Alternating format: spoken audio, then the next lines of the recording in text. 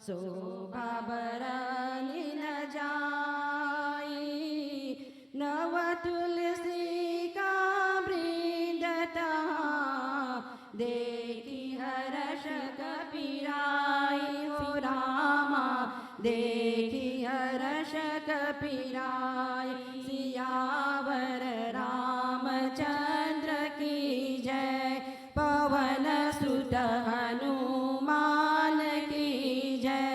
बोलो रे भाई सब संतन की जय, बोलो रे भाई सब संतन की जय। देश भर में इन दिनों राममय वातावरण छाया हुआ है और सनातन धर्म टेम्पल्स फेडरेशन के साथ जुड़े सभी मंदिरों में इन दिनों नवरात्रि के उपलक्ष्य में राम कथा का आयोजन किया जा रहा है। इसी तरह बिरमऊ के गणेश्वरी मंदिर में नवरात्रि के उपलक्ष्य में राम कथा का आयोजन किया गया था।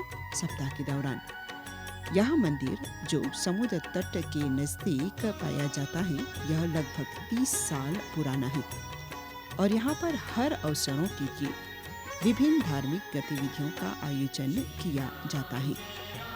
नवरात्रि के संदर्भ में आयोजित रामकथा के वक्ता आचार्य विश्वामित्र भिखारी जी थे। उन्होंने भगवान राम जी की महिमा का गुणगान किया। इस राम कथा के दौरान ही गणेश्वरी महिला मंडली द्वारा रामायण गान भी किया गया। कार्यक्रम का समापन आरती के साथ किया गया। चैत का महीना देखो राम नवमी आए, राम राम बोलो सिया राम राम बोल, राम राम बोलो सिया राम राम बोल। हो गरुड़ सुमेरु रेणु समताई, राम कृपा करी चितवा जाहि। बंदव गुरुपद पद्म परागा, सुरुचि सुवास सरस अनुरागा। जनक सुता जग जननी जानके, अतिशय प्रिय करुणा निधान की। ताके जुगपद कमल मनावहु, जासु कृपा निर्मल मति पावहु। पुनि मन वचन करम रघुनायक, चरण कमल बंदौ सब लायक। राजीव नयन धरे धनुषायक, भगत विपति भंजन सुखदायक। प्रणवहु प्रथम भरत के चरना, जासु नेम व्रत जाई न वरना। बंदौ लक्ष्मण पद बजल जाता, सलिल सुभग भगत सुखदाता। रिपुसूदन पद कमल नमामि, सुरसुशील भरत अनुगामी। महावीर विनौ हनुमाना, राम जासु जस आप बखाना। गुरु पितु माता महेश भवानी, प्रणवौ दीन बंधु दीन दानी। करन चरहु रघु पति गुण गाहा, लघुमति मोर चरित अवगाहा। निज बुद्धि बल भरोसा मोहि नाहि, ताते विनय करहूँ सब पाही। बंदौ नाम रघुवर की, हेतु कृम सानु भानु हिम कर की। जड़ चेतन जग जीव जता, सकल राममय जानी।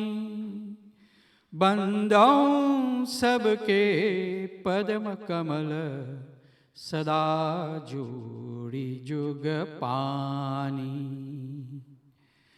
राम चरण रति जो चहे, अथवा पद निर्वाण। भाव सहित सो यह कथा, करहूँ श्रवण पुटपान। सियावर रामचंद्र की जय, उमावर शंभुनाथ की जय। पवन सुत हनुमान की जय, बोलो रे भय सब संतन की जय।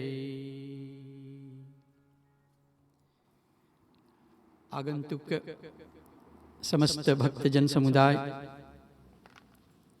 मंदिर की ओर से तथा इस व्यासपीठ की ओर से आप सबका हार्दिक अभिवादन करते हुए स्वागत है। सज्जनों देवियों, कल रात्रि के प्रसंग को हम लोग आज आगे जारी रखेंगे। स्मरण करिए कि आश्रम को छोड़ करके महामुनि ब्रह्मर्षि विश्वामित्र जी अयोध्या पधारे हुए हैं और वशिष्ठ जी तथा राजा दशरथ जी महाराज उनका यथोचित अभिवादन, स्वागत सत्कार आदि सुनियम से कर देते हैं और उनका आने का हेतु पूछते हैं। और जहाँ पर वे स्वयं दशरथ जी से निवेदन करते हैं कि वन में ऐसी राक्षसी प्रवृत्ति वाले शक्ति जो हैं इतना बढ़ गए हैं कि यज्ञ अनुष्ठान जप तप करने वाले जो साधु संत समाज हैं, भक्त समाज जो है, उनको अनेक प्रकार से त्रास हो रहा है, कठिनाई हो रही है। अतः भक्तों की रक्षा हेतु श्री राम जी को साथ में भेज दिया जाए। ये बात सुनते ही दशरथ जी जो है अपना भाव बदल लेते हैं। जिस भाव से पूर्व में ब्रह्मर्षि विश्वामित्र जी का स्वागत किए थे, अब इस बात को सुनते, इस निवेदन को सुनकर के उनका भाव बदल जाते हैं। कहते हैं कि देखो दशरथ जी, राम जी तो अभी तरुण अवस्था में हैं और राज और अयोध्या को छोड़ करके अभी कभी कहीं वापस बाहर गए नहीं है और उनका हृदय अति कोमल है। वे प्रतिदिन मुझे 2 बार आकर के साष्टांग प्रणाम करता है और मैं भी उनसे लाड प्यार स्नेह उनके मुख देखे बिना रह नहीं सकते और वे अपने भाइयों को अति स्नेह करते हैं।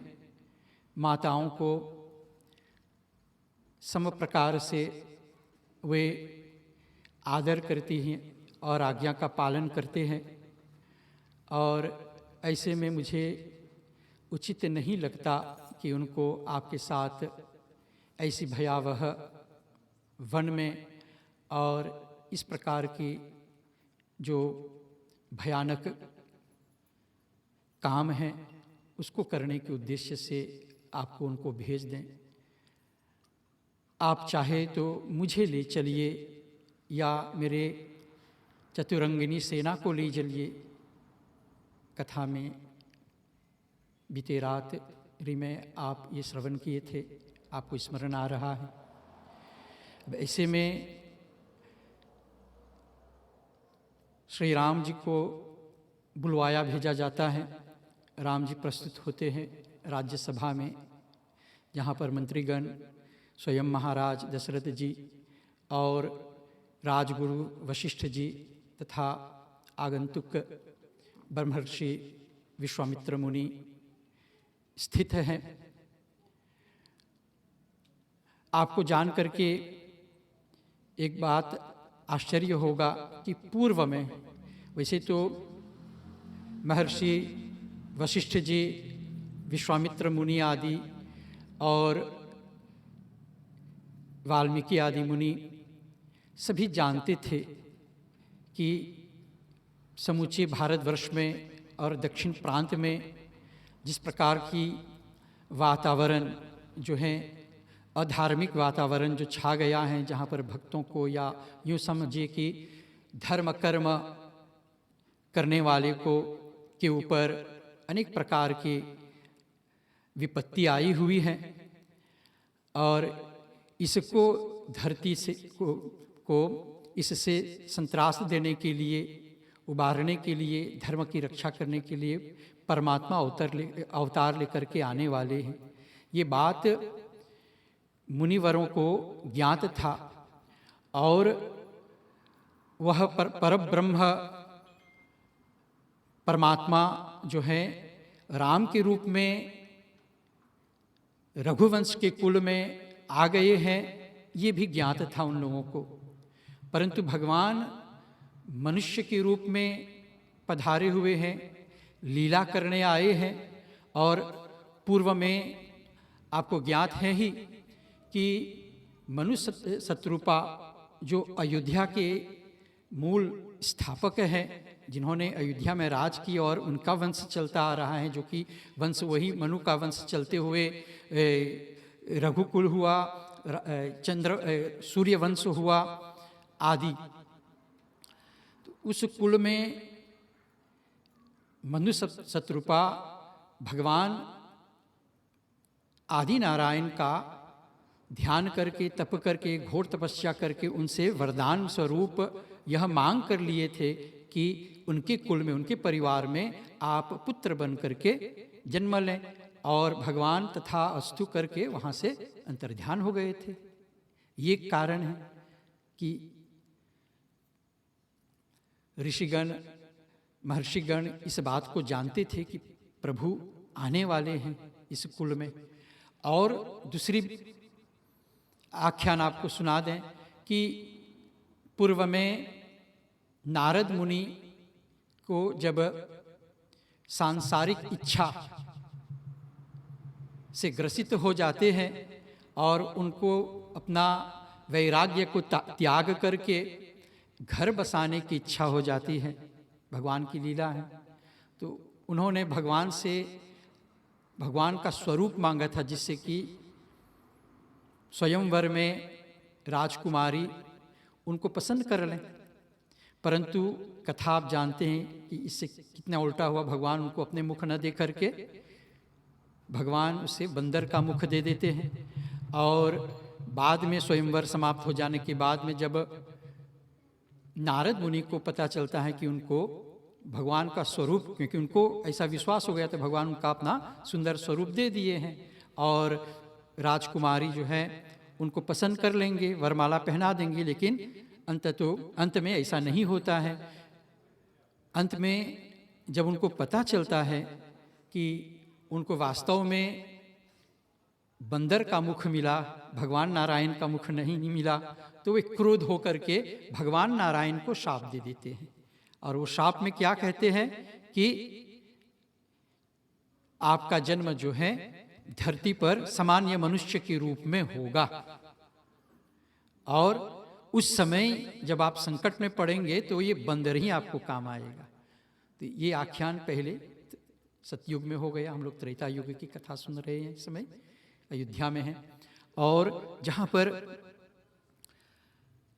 मुनिवरों को इस बात की यथोचित ज्ञान थी, और निसंदेह ब्रह्मर्षि विश्वामित्र को भी यह ज्ञात था, और वे जानते थे कि जिस बालक के रूप में राम अयोध्या रघुवंश के कुल में उत्पन्न हुए हैं वे अवतारिक पुरुष हैं, और यही परब्रह्म आदि नारायण हैं।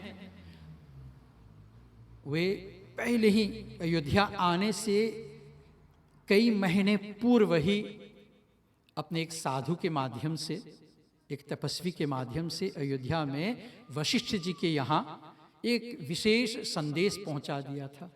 वह विशेष संदेश क्या था कि श्री राम जी के अंदर वैराग्य उत्पन्न कराएं।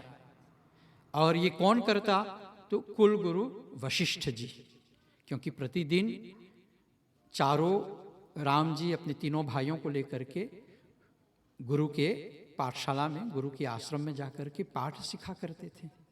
राम लखन दोनों भैया, लखन दोनों भैया, हाय रामा बन के चलला दोनों भैया। राम लखन दोनों भैया, लखन दोनों भैया, हाय रामा बन के चलला दोनों भैया, हाय रामा बन के चलला दोनों भैया। सोने के लोटा गंगा जल पानी, गंगा जल पानी, सोने के लोटा गंगा जल पानी, सोने के लोटा गंगा जल पानी, पनिया न पिए लखन दोनों भैया, लखन दोनों भैया, हाय रामा बन के चलला दोनों भैया। राम लखन दोनों भैया, लखन दोनों भैया, हाय रामा बन के चलला दोनों भैया। राम लखन दोनों भैया, लखन दोनों भैया, हाय रामा बन के चलला दोनों भैया। पाँच पाँच पनवा के बिरवा लगवली, पाँच पाँच पनवा के बिरवा लगवली, पाँच पाँच पनवा के बिरवा लगवली, पाँच पाँच पनवा के बिरवा लगवली। बिरवा न जाबे लखन दोनों भैया, लखन दोनों भैया, हाय राम बन के चलला दोनों भैया। राम लखन दोनों भैया, लखन दोनों भैया, हाय रामा बन के चलला दोनों भैया।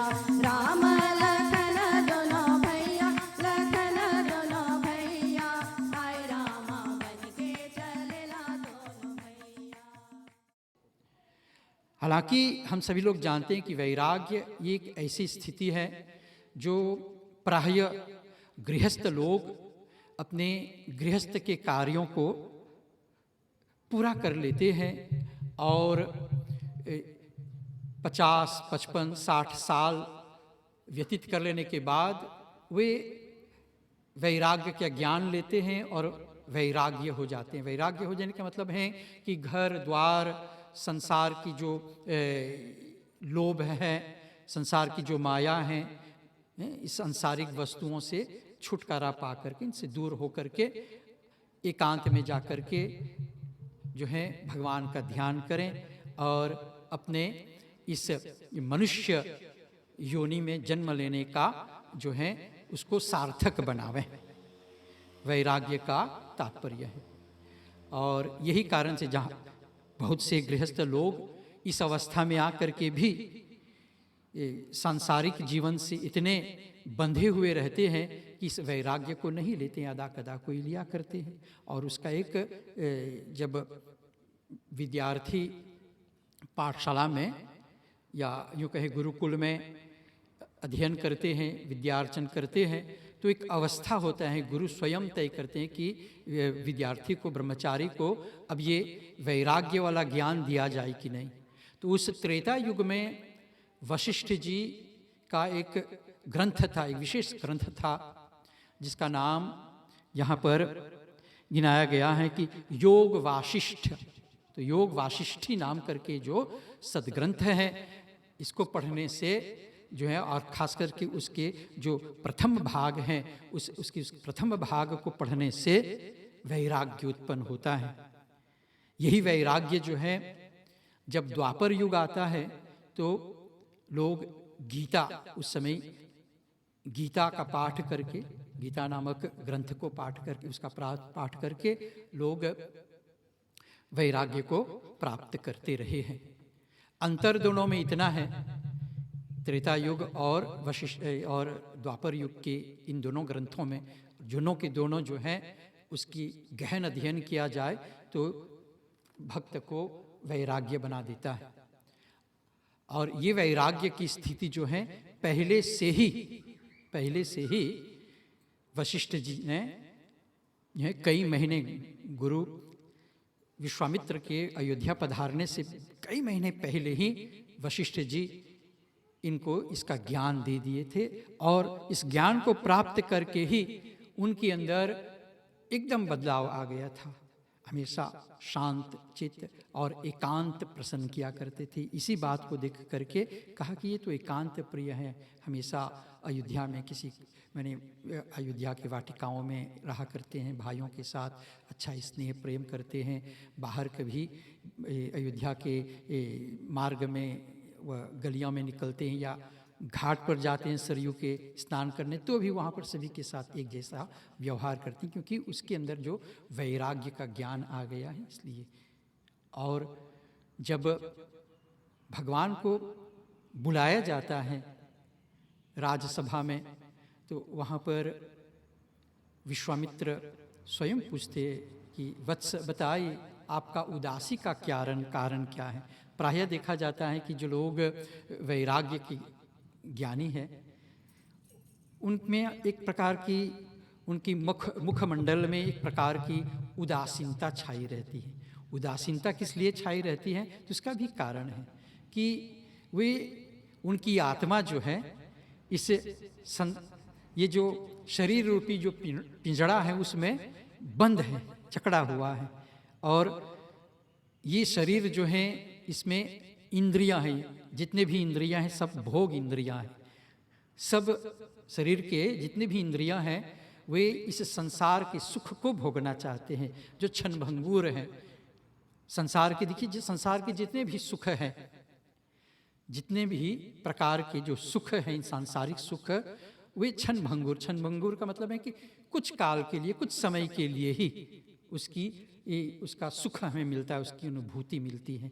इसको सांसारिक सुख जो है क्षणभंगुर है, वे थोड़े दिन के लिए, जैसे फुफुंडी होती है, जैसे कुकुरमुट्टा जो है खिल करके फिर मुरझा जाती है, ऐसा ही होता है संसार का सुख। कोई भी संसार का सुख जो है स्थायी नहीं रहता है। स्थायी जो रहता है तो केवल अपने अंदर का जो आत्मा आनंद जो है, जो अंदर की आत्मा है, और वो अंदर की आत्मा जब तक वैराग्य का ज्ञान नहीं आए, जब तक भक्ति का ज्ञान मनुष्य के अंदर नहीं आए, तो वो आत्मा सुख जो है, आत्मा आनंद का सुख जो है, वो उसकी अनुभूति नहीं होती है। परंतु वशिष्ठ जी की कृपा से ऐसी दीक्षा दे देते हैं प्रभु श्री राम को कि उनको उसी अवस्था में, इस तरुण अवस्था में ही उनको इस वैराग्य का ज्ञान हो गया था। और वे पूछने पर, ब्रह्मर्षि विश्वामित्र जी के पूछने पर कहते हैं कि उनकी उदासीनता का कारण क्या है, कि हे मुनिवर, मैं इस संसार से उब गया हूँ। मुझे यहाँ की जो लोगों का, जिस चीज़ को लेकर के और जिन चीज़ों के पीछे लोग भागते हैं, सांसारिक सुख के पीछे भागते हैं, उनसे मुझे कोई मोह माया नहीं है, क्योंकि मुझे ज्ञात हो गया है कि ये ज़्यादा दिनों तक टिकने वाले नहीं हैं। और हम बता रहे थे कि संसार के कोई भी सुख हो वो कभी चिरकाल तक यानी स्थायी रूप से लंबे समय तक टिकता नहीं है, उसका अंत होता है। पैसा का सुख लीजिए, जवानी का सुख लीजिए, बचपन का सुख लीजिए।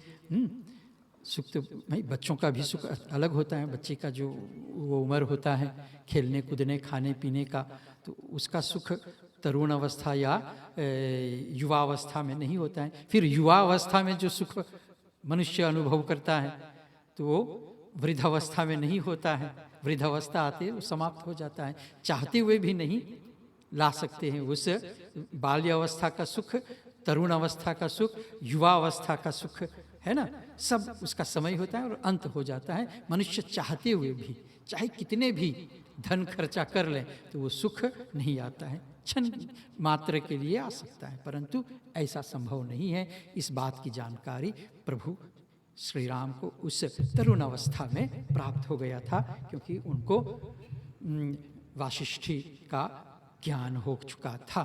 आज भी देखेंगे जो वैरागी लोग होते हैं तो प्रायः लोग उदास होते हैं, और कभी कभार जब भक्ति मार्ग में जो लोग आ गए हैं तो वे लोग भजन कीर्तन करके थोड़े दिन, क्योंकि भक्ति भाई भजन कीर्तन जब तक करेंगे, जब तक नाम स्मरण करेंगे, तभी तक वो अंदर का जो आत्मा आनंद का सुख है अनुभूति करते हैं। जब चाप शुरू हो जाता है, नाम का रटन समाप्त हो जाता है तो आनंद भी समाप्त हो जाता है। भजन कीर्तन समाप्त हो जाता है तो फिर से संसार ही में आकर के डूब जाना पड़ता है, सांसारिक जीवन में, है ना। तो वो भी क्षणिक होता है।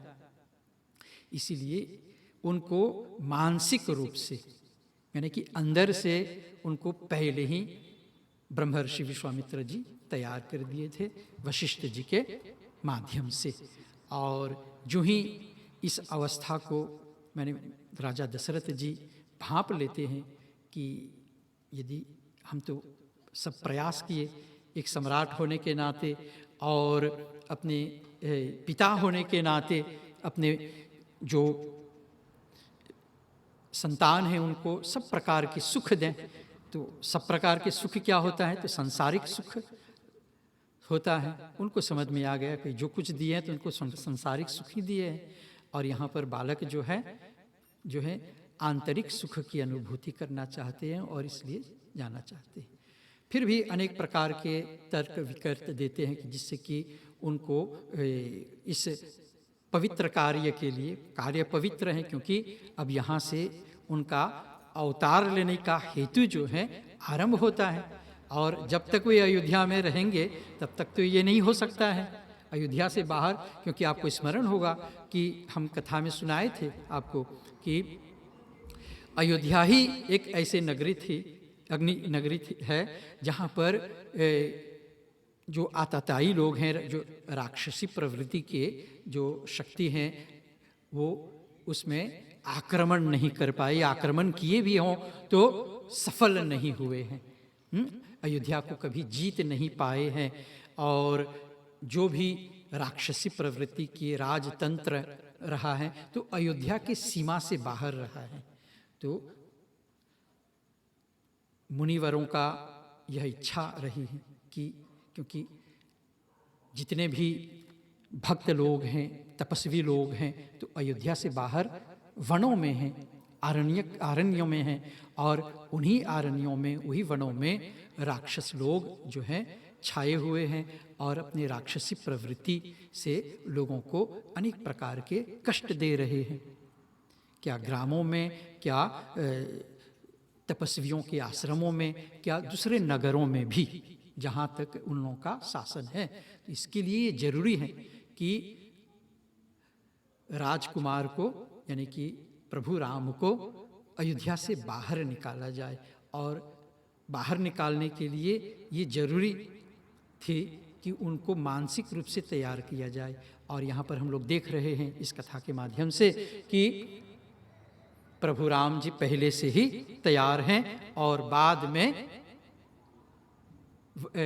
विश्वामित्र मुनि उनको अब ले जाने के लिए आए हैं। किसी तरह से विश्वामित्र जी और वशिष्ठ जी जो है महाराज दशरथ को मना लेते हैं और उनको लक्ष्मण जी के साथ बाहर ले जाने का, यानी अयोध्या से बाहर वनों में ले जाने के लिए जो है अपनी स्वीकृति दे देते हैं और वे लोग चल पड़ते हैं। अयोध्या के तीरे चलते चलते चलते उस पार जाते हैं, जहाँ पर एक स्थान आता है जहाँ पर सरयू जी और गंगा जी का प्रयाग होता है। तो उस प्रयाग को पार करके फिर वे लोग एक रात्रि बिताते हैं गंगा जी के उस पार, फिर आगे चलते हैं वनों की ओर। और आगे चल करके कुछ कोस आगे चलते हैं तो ब्रह्मर्षि विश्वामित्र दोनों भाइयों को, प्रभु राम को और लक्ष्मण भैया को, दो ऐसे नगर दिखाते हैं जिसका नाम जो है मलद और करुष नाम है। ये दोनों नगर ध्वंस पड़े हैं और वहाँ पर कोई भी जीव जंतु जो है नहीं निवास करते हैं, कोई भी मनुष्य नहीं, एकदम सुनसान पड़ा है। और जितने भी उसमें घर मकान भवन आदि जो हैं सब ध्वंस पड़ा है। एक प्रकार से यूँ समझे कि ध्वंस अवस्था में है, या यूँ समझे इस बात को समझने के लिए कि इन दिनों आप यूक्रेन में जो कीव और कीव के जो राजधानी कीव है यूक्रेन की और उसके आसपास के जो नगर हैं किस प्रकार से युद्ध में ध्वंस पड़ा है, इन दिनों हम लोग समाचार आदि में के माध्यम से हम लोग देख रहे हैं, चित्र व फोटो देख रहे हैं। तो ऐसे ही कल्पना करिए कि ये जो एक करुष और मलद नाम करके जो नगर है इसी प्रकार से ध्वंस पड़ा है। तो ध्वंस कैसे पड़ा हुआ है, तो यहाँ पर तारका नाम करके एक राक्षसी है, उनका यहाँ पर आतंक चल रहा है और यहाँ से कुछ ही कोस दूर में उसका निवास स्थान है। ऐसा ब्रह्मर्षि विश्वामित्र जी प्रभु श्री राम को और लक्ष्मण को बताते हैं। अच्छा, तो ऐसी बात है। और उनके भय से इस मार्ग से लोग आते जाते नहीं और ये नगर जो है कभी पुनः बसता नहीं है, उनके भय से, उनकी आतंक से। तो ऐसी सोच करके कहा कि विश्वामित्र जी कहते हैं कि अच्छा होता कि पहले हम लोग आश्रम पहुंचने से पहले इस तारका नामक जो राक्षसी हैं इससे हम लोग निजात पा लें, इनको हम लोग ठिकाने लगा लें, तभी हम लोग आगे बढ़ें। तो ऐसा संकेत मिलते ही प्रभु राम कंधे से अपने धनुष उतारते हैं और उस पर प्रत्यंचा चढ़ा करके और अपने कान तक खींच करके ऐसा टंकार करते हैं कि उस टंकार से समझिए कि उस वन में जो भी प्राणी हैं, पशु वन है तो पशु पक्षी आदि है, तो पशु पक्षी जो हैं घबरा गए। घबरा, आप गाँव में भी देखते हैं जब गांव के पालतू जो पशु लोग होते हैं, कुत्ते बिल्ली आदि, जब अचानक कोई भयानक शोर हो जाता है, ध्वनि आ जाती है, तो कैसे घबरा जाते हैं। पक्षी पेड़ों पर से जो है चिक्कारते हुए आकाश मंडल में जो है मंडराने लगते हैं। तो ऐसी ही स्थिति उस धनुष के टंकार से हो जाता है और निसंदेह यह टंकार जो है कुछ काफ़ी कई कोस दूर तक उस स्थान तक पहुंचती हैं जहां पर तारका निवास करती है और उसके कान में ये ध्वनि जाती है। तो समझ जाते हैं कि ये ध्वनि जो है धनुष का है और इस वन में कोई मनुष्य अवश्य उनका पदार्पण हुआ है। और वहाँ से क्रोध, राक्षसी प्रवृत्ति की है, तो क्रोध करते हुए, अट्टहास करते हुए, चिल्लाते हुए, गरजते हुए आने लगती हैं। उनकी गर्जना को सुन करके अब जहाँ से भी गुजरती हैं तो समझिए कि वनों से भी उसी प्रकार से जो पक्षी और जो पशु हैं अपने अपने जिसको जहाँ जिस दिशा में रास्ता मिला अपनी जान बचाने के लिए भाग निकलते हैं। तो ऐसा देखते हुए, परिस्थितियों को, इस प्रकार की दृश्य को देखते हुए विश्वामित्र जी संकेत कर देते हैं कि देखो इस दिशा से तारका आ रही है। और जब तारका को जो लोग आते हुए देखते हैं तो दोनों भाई आपस में बात करते हैं कि क्या किया जाए इनके साथ। इनको सबक देने के लिए, इनके जो है कि नाक कान आदि को काट दिया जाए, होंठ को काट दिया जाए, क्योंकि स्त्री हैं।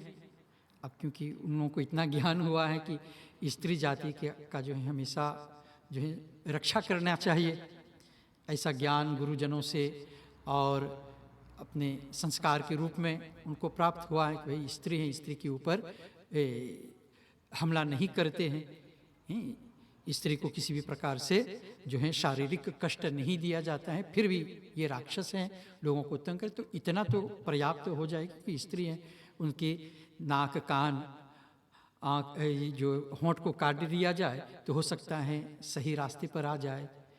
और ऐसा करने का जब निश्चय करते हैं तो वहाँ पर संकेत करते हैं वेद महर्षि विश्वामित्र जी की, नहीं इसको मार ही डालना है, क्योंकि आप लोग संकोच न करें, दया मत करो, स्त्री हैं तो क्या। स्त्री केवल ये मत समझिए कि कोई सामने खड़े वाली जो है उनका स्त्री का शरीर है तो उनके अंदर जो स्वभाव है स्त्रीयोचित स्वभाव है, ऐसी बात नहीं है। इनके अंदर तो राक्षसी प्रवृत्ति है और ये जो है सभी को आतंकित किए हुए हैं। इस वन में गैया विचरण नहीं पाते हैं, गैया को लोग गोपालक लोग गाय का विचरण नहीं करते, तो मार करके खा जाते हैं। कोई तपस्वी ब्राह्मण जो है इस वन में तपस्या नहीं कर पाते और न निवास करते हैं, उनको भी मार करके खा जाते हैं।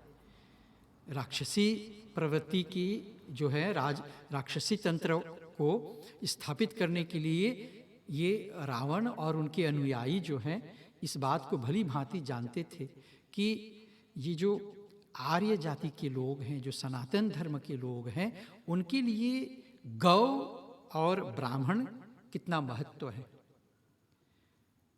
हिंदू समाज में गौ और ब्राह्मण न हो तो हिंदू समाज शून्य हो जाता है। दूसरे जाति दूसरे धर्म के लोग जैसे साधारण हो जाते हैं, यही विशेषता है अन्य धर्म जातियों में और आर्य सनातनी भारतीय मूल के जो धर्म हैं, यानी कि जिसे हम लोग इस आधुनिक युग में हिंदू धर्म कहते हैं, तो यही अंतर है। हमारे यहाँ गाय को भी वही दर्जा दी जाती है जो माँ को दी जाती है। तो कारण कि हमारे वैदिक काल से ही जितने भी पूजा पाठ यज्ञ हवन की जो प्रक्रिया चलती है उसमें गौ का प्रयोग किया जाता है। गौ को, क्योंकि गौ को असाधारण पशु मानते हैं, दूसरे पशुओं की जैसे गौ की नहीं। हालांकि ये भी अन्य पशुओं की तरह जो है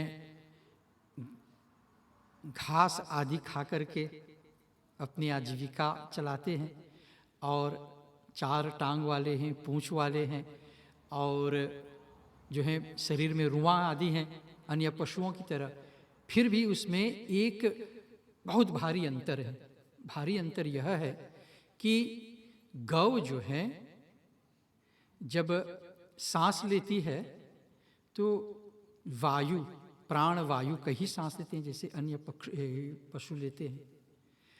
और अन्य पशु जब सांस लेने के बाद जो बाहर जो छोड़ते हैं दूषित वायु, कार्बन डाइऑक्साइड छोड़ते हैं, दूषित वायु छोड़ते हैं।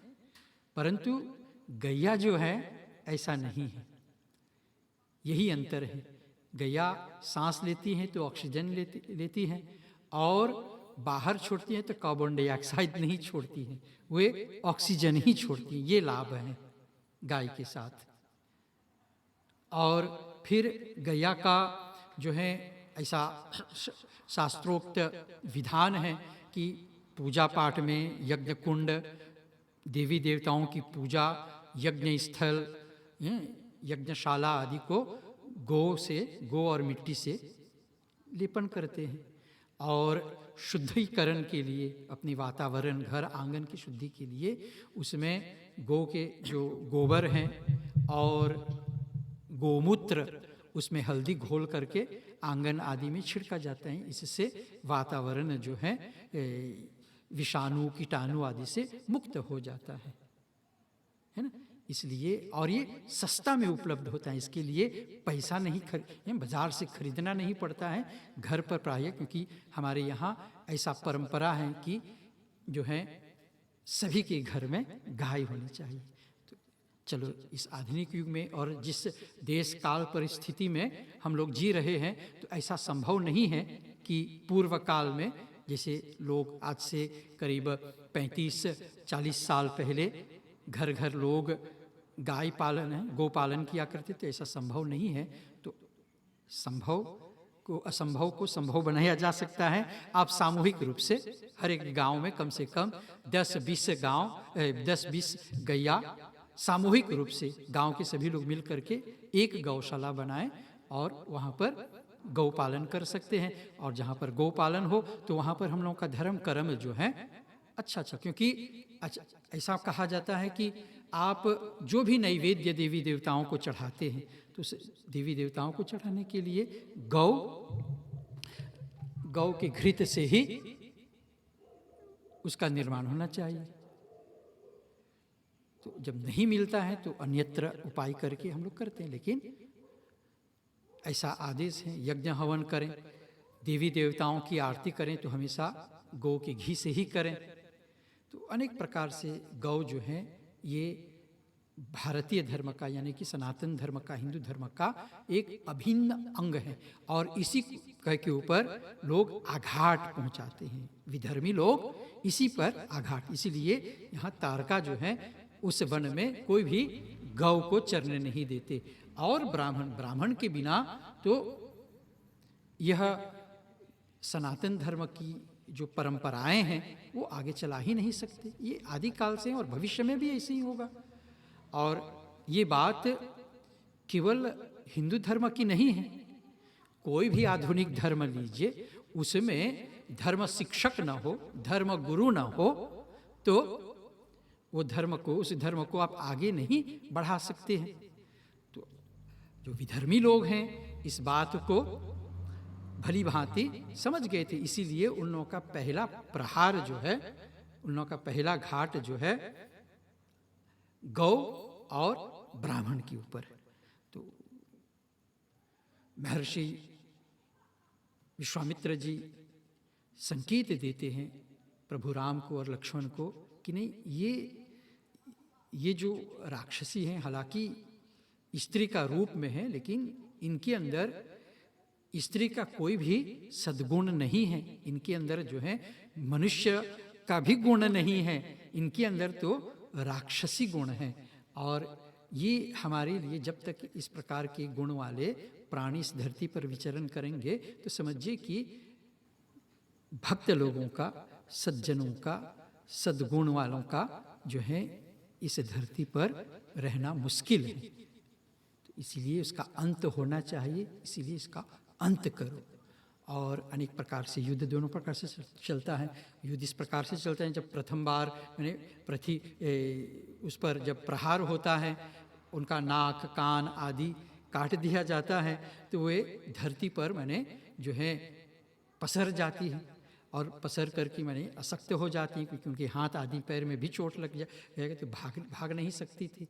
तो ऐसे अवस्था में वे क्या करते हैं कि अपने हाथ पैर को धरती पर रगड़ने लगती हैं। ऐसी उसकी अवस्था आ गई थी। और उस हाथ पैर के धरती पर रगड़ होने से ऐसे वायुमंडल में धूल की गुबार जैसे फैल जाते हैं, और उसके प्रभाव से वे कहाँ पर छिपी हैं, कहाँ पर हैं, इधर से प्रभु राम को और लक्ष्मण को दिखाई नहीं पड़ता है। कभी कभी जब वह धूल का छटा जो है छटने लगे तो दिखाई देती थी इधर है, फिर कभी उधर दिखाई देती थी, और अट्टहास भी करती थी। तो ऐसी अवस्था में प्रभु राम जो है शब्दवेदी बाण का प्रयोग किया करते थे। और शब्दवेदी बाण उनकी आवाज़ सुन करके ही बाण चला देते थे, और ऐसे अवस्था में उनका अंत कर देते हैं। और उनका अंत होते ही जो है वे लोग अपने अब आगे का मार्ग लेते हैं। जय राम श्री राम राम जय राम श्री राम राम जय राम श्री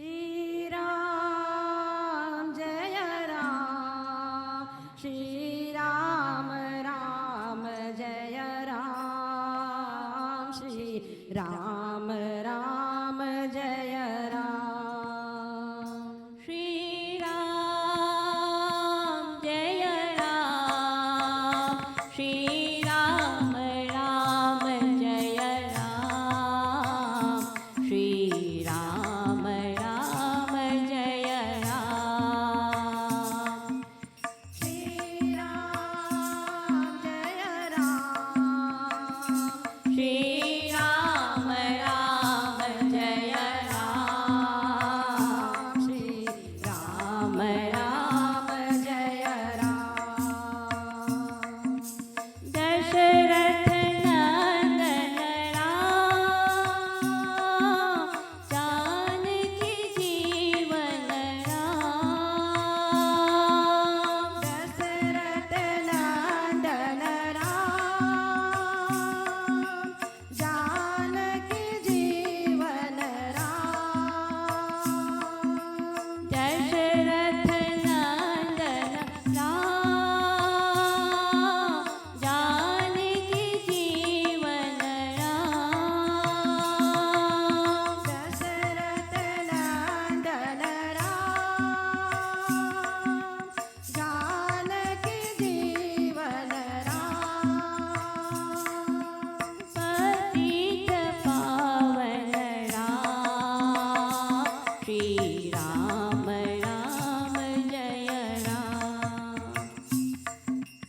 पतित पावन राम श्री राम राम जय राम प्रेम से बोलिए सियावर रामचंद्र भगवान की।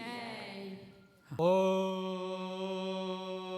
वक्रतुंड महाकाय सूर्यकोटि समप्रभा निर्विघ्नं कुरु मे देव सर्वकार्येषु सर्वदा विनायकं गुरुं भाणं शशिवर्णं चतुर्भुजं प्रसन्नवदनं ध्यायेत् सर्वविघ्नोपशान्तये। गुरुर्ब्रह्मा गुरुर्विष्णुर्गुरुर्देवो महेश्वरः गुरुर्साक्षात् परः ब्रह्म तस्मै श्रीगुरुवे नमः। ॐ गङ्गेश्च यमुनेश्चैव गोदावरी सरस्वती नर्मदे सिन्धु कावेरी जलेऽस्मिन् सन्निधिं कुरु। ॐ अपवित्रः पवित्रो वाः सर्वावस्थाङ्गतोऽपि वाः यः स्मरेत पुण्डरीकाक्षं सवाह्याभ्यान्तरः शुचिः। ॐ पुण्डरीकाक्ष पुणातुं पुण्डरीकाक्ष पुणातुं पुण्डरीकाक्ष पुणातु माम्। ओमापोहिष्ठा मयो भुवाः ॐ शन्नो देवीरविष्टयापो भवन्तु पीतये संजोरवे श्रवन्तु नः। ॐ केशवाय नमः स्वाहा। ॐ माधवाय नमः स्वाहा। ॐ नारायणाय नमः स्वाहा। ॐ गोविन्दाय नमः। हस्तो प्रक्षालनं ऋषिकेशाय नमः। ॐ पद्मनाभाय नमः। दामोदराय नमः। संकर्षणाय नमः। वासुदेवाय नमः। प्रद्युम्नाय नमः। निरुद्धाय नमः। पुरुषोत्तमाय नमः। मधोक्षदाय नमः। नारसिंहाय नमः। उमच्युताय नमः। जनार्दनाय नमः। उपेन्द्राय नमः। महारै नमः। ॐ श्रीकृष्णाय परमात्मने नमः। ॐ पवित्रैष्ठो वैष्णव्यो सवितुर्वः प्रासव उत्पूर्णा यच्छिद्रेण पवित्रेण सूर्यस्य रश्मिभिः। ओमादित्यवसवो रुद्र विश्वदेवामरुद्गणः तिलकन्ते प्रयक्षन्तु धर्मकामार्थ सिद्धये। ॐ येन बद्धो बले राजा दानवेन्द्रो महाबल तेन त्वं प्रतिवदनामि रक्षे माचल अथ स्वस्ति वाचनं विष्णुर्नमः। परमात्मने श्री स्वैतवाराह कल्पे वैवस्वतमन्वन्तरे अष्टाविंशतितमे कलियुगे कलि प्रथमाचरणे हिंद महासागरे वायव्यकोणे स्थिते मॉरिशस द्वीपे तस्याः पूर्वे क्षेत्राय स्थिते बेलमारिति नाम्नि सागरः तटे सुरम्यग्राम स्थिते श्री गणेश्वर महादेवालय अंतर्गते मासूनां मासोत्तमे पुण्याः चैत्रमासे शुक्लपक्षे बुद्धवासरे पंचमे तिथौ आरोहणे नक्षत्रे सौभाग्ययोगे बालौ करणे वृषभराशिष्ठा चंद्रे मिथुन राशिष्ठ सूर्ये शेषेषु ग्रहेषु स्वस्वाशुभ स्थान स्थितेषु सकलशास्त्र श्रुते स्मृतिः पुराण उक्ता फलप्राप्ते कामः श्रीमन्नाराजेन्द्र प्रसाद दुर्गा कश्यप गोत्राय सभार्या श्रीमता आरती देवी सपुत्री तृष्टे देवी कश्यप गोत्राया सर्वे सकल हे यज्ञमेषध्वजा शाण्डिल्य गोत्र रक्तवर्णाः सप्तजिह्वाः यज्ञनिमितां तम् आवाहयामि स्थापयामि। ओम भ्रुवः स्वः हे यज्ञैः सप्तजिह्वाय यावत् होमं समाप्ते त्वं साक्षिवं स्वस्थिरो भव। सर्वोपचारार्थे गन्धः अक्षतं पुष्पं नानापरिमलद्रव्याणि वीरञ्च गुलालञ्च कुङ्कुमाक्षत माङ्गलिकद्रव्यं च समपूजयामि। ओम अग्नये स्वाहा इदमग्नैर्नमः। ओम सोमाय स्वाहा इदं सोमायर्नमः। ओम प्रजापतये स्वाहा इदं प्रजापतिर्नमः। ओम इंद्राय स्वाहा इदमिन्द्रायर्नमः। ओम भुवः स्वाहा इदमग्नैर्नमः। ओम भुवः स्वाहा इदं वायवेर्नमः। ओम स्वः स्वाहा इदं सूर्यायर्नमः। ओम भ्रुवस्रग्ने वायुवादित्येभ्यः स्वाहा इदमग्ने वायुवादित्येभिर्नमः। ओमत्रोडकस्पर्शः। ओम एकदन्ताय विद्महे वक्रतुण्डाय धीमहि तन्नो दन्ते प्रचोदयात् स्वाहा इदं महागणाधिपतिर्नमः। ओम नारायणाय विद्महे वासुदेवाय धीमहि तन्नो विष्णु प्रचोदयात् स्वाहा इदं महाविष्णवेर्नमः। ओम तत्पुरुषाय विद्महे महादेवाय धीमहि तन्नो रुद्र प्रचोदयात् स्वाहा इदं महारुद्राय नमः। ओम त्रोडकस्पर्शः। ओम यदस्याकर्मणोत्यरिरिचम यद्वा न्यूनमिहा कर्म अग्निष्टात् सुष्ठगृध्यात् सर्वं सुष्ठं सोहोतम करोतु मे अग्नये सुष्ठकृते सोहोतहुते सर्वप्रायश्चित्ताहुतीनां कामानां समर्धयित्रे स्वाहा। सर्वं वै पूर्णगं स्वाहा। ओम सर्वं वै पूर्णगं स्वाहा। ओम सर्वं वै पूर्णगं स्वाहा। मंदिर में उड़े रे गुलाबी रंग प्यारा लगे। मंदिर में उड़े रे गुलाबी रंग प्यारा लगे। मंदिर में उड़े रे गुलाबी रंग प्यारा लगे। मंदिर में उड़े रे गुलाबी रंग प्यारा लगे। मैया के बिंदिया चम चम चमके। मैया के बिंदिया चम चम